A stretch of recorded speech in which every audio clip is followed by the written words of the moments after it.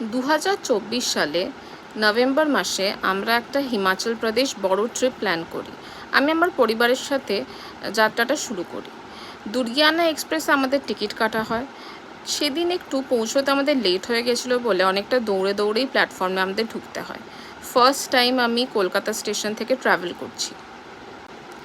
আগে হাওড়া, শিয়ালদা এইসব স্টেশনে তো আমাদের প্রায়ই যাওয়া হয়েছে, কিন্তু কলকাতা স্টেশনে এই first time.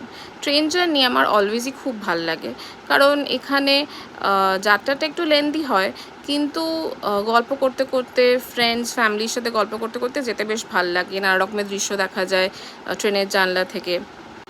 Train always outskirts দিয়ে যায়, শহরের আউটস্কার্টস দিয়েই যাতায়াত করে ট্রেন, তো ওই সবগুলো দেখতে বেশ ভাল লাগে। তার পাশাপাশি ঝিকঝিক করে ট্রেনের সাথে সাথে আমরাও যাত্রাটা শুরু করি। তারপরে আস্তে আস্তে আমাদের সিটটাও পেয়ে যাই। সিট পাওয়ার পর ট্রেন চলতে শুরু করে। তারপর আস্তে আস্তে অর্ডার করে নিই 1 কাপ চা, যেটা আইআরসিটিসি থেকেই প্রোভাইড করা হয়, কিন্তু অর্ডারটা করে নিলাম আমরা। তারপরেই আমরা রাতের ডিনারটাও অর্ডার করে নিলাম। তো এই নিয়ে আমাদের ট্রিপ শুরু হলো।